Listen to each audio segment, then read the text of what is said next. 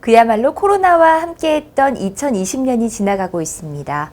사회적으로 또 교계에서도 참 많은 일들이 있었는데요.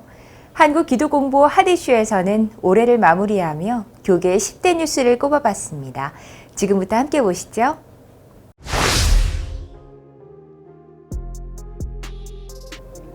코로나19는 지난 2019년 12월 중국에서 처음 발생한 뒤 전 세계로 확산됐죠.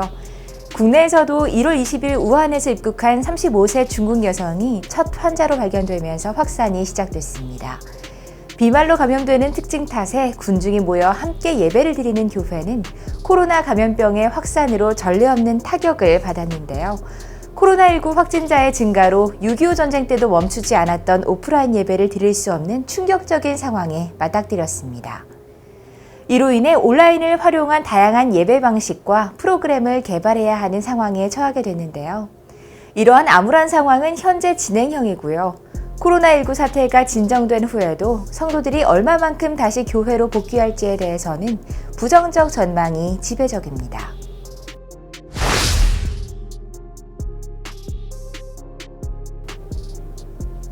대구 신천지 코로나19 집단 감염 사건은 지난 2월과 3월 전국을 발칵 뒤집어 놓은 최악의 뉴스 중 하나입니다.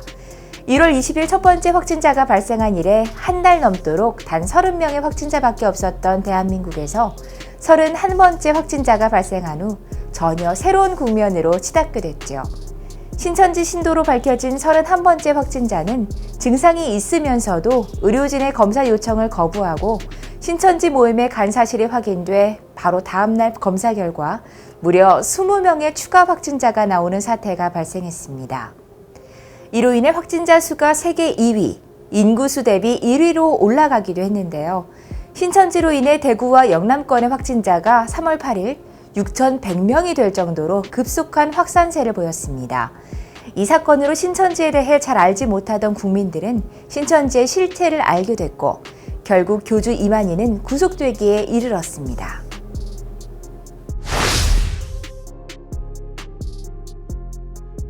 미성년자 등 여성을 협박해 성폭행하고 성착취물을 제작해 텔레그램 비밀 대화방에서 돈을 받고 유통한 이른바 텔레그램 N번방 사건은 국민들을 충격과 분노에 몰아넣었습니다.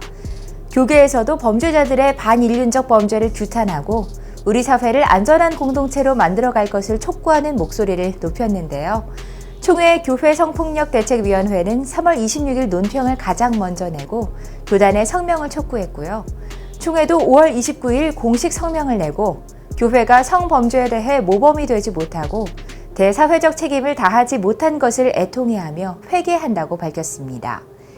총회는 교회 성폭력 대책위원회 산하 성폭력특별법 연구위원회에서 성폭력 예방 등에 관한 특례법 제정을 청원해 이번 회기 헌법위원회에서 연구하는 등 여성인권과 사회적 문제에 대해 발빠른 대응을 해나갔습니다.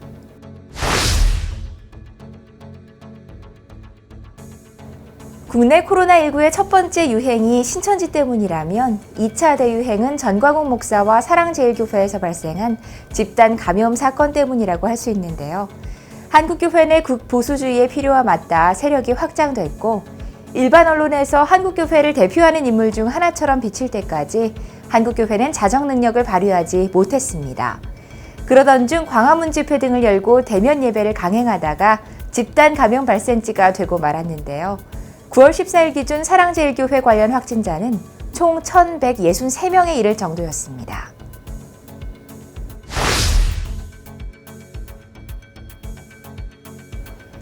광화문은 촛불 전국 당시 박근혜 대통령의 국정농단에 화난 민심들의 결집지로 민주주의를 실현한 상징적인 공간이 됐죠. 그러나 올해는 이 광화문이 극보수주의 세력의 재결집 장소가 돼버렸습니다. 이 광화문 집회에는 전광훈 목사와 기독교 극우 인물들이 중심이 돼 교계 내에서도 이념 갈등을 더욱 짙게 만들었죠. 이념 갈등의 극복은 앞으로도 우리의 큰 숙제로 남게 될 전망입니다.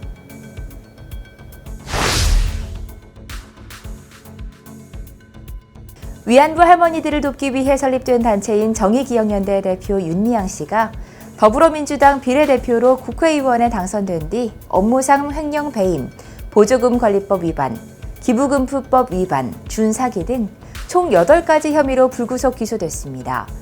정 의원은 그동안 교계에서 많은 관심을 갖고 사업에 참여 후원했고요.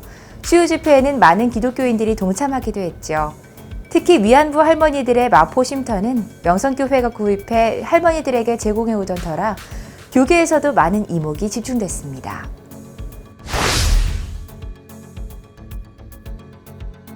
교계는 몇 년간 동성애와 관련해 많은 활동을 벌이고 있죠. 한교총을 중심으로 한 교계의 주류는 포괄적 차별금지법에 반대하는 운동을 적극적으로 벌이고 있고, 진보적 입장인 NCCK는 오히려 이 법의 제정을 찬성하고 있는 상황인데요. 이외에도 교단과 NCCK와의 관계에 대해서도 문제가 제기되는 등 동성애 이슈는 교계에 크고 작은 영향을 미치고 있습니다.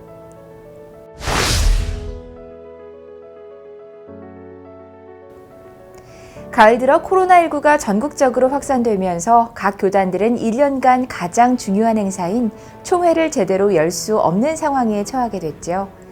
이러한 가운데 주요 교단들은 총대가 일부 군집 장소에 모여 온라인으로 연결하는 형태의 총회를 열었습니다.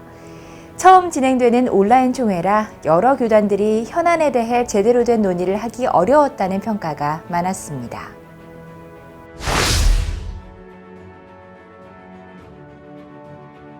지난해 통과된 명성교회 수수반에 대해 예장통합 12개 노회가 무효화 철회를 요청했지만 총회 임원회와 정치부는 지난 104회기 총회에서 재론 동의 없이 결의됐을 뿐 아니라 현재 수습 이행 중에 있어 재론할 수 없다고 결론을 내렸습니다. 수수반에 따르면 명성교회는 2021년 1월 1일부터 김하나 목사를 다시 후임 목사로 청빙할 수 있습니다.